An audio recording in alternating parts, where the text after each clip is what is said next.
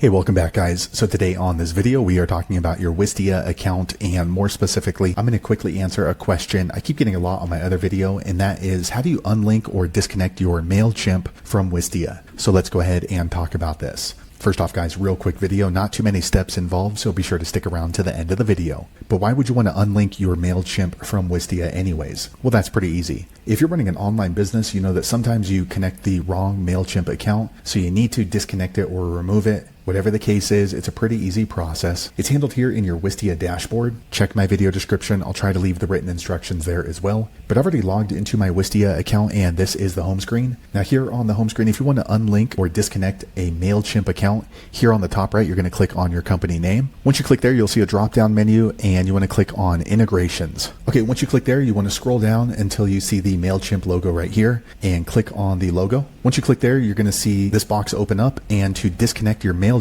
click on this disconnect button. Okay, quick second later, the page refreshes, and as you can see, my MailChimp is no longer connected. If we scroll down to MailChimp, you're going to see disconnected right next to it. So there you have it guys. If you're wondering how to unlink or remove your MailChimp from Wistia, that's the easiest way I know how to do it. If you know an easier way, be sure to leave a comment below. Let the rest of us know how you did it. Hopefully you found that video useful. If so, click thumbs up or maybe consider subscribing to my channel, and I hope to see you on the next video. Thanks again for watching.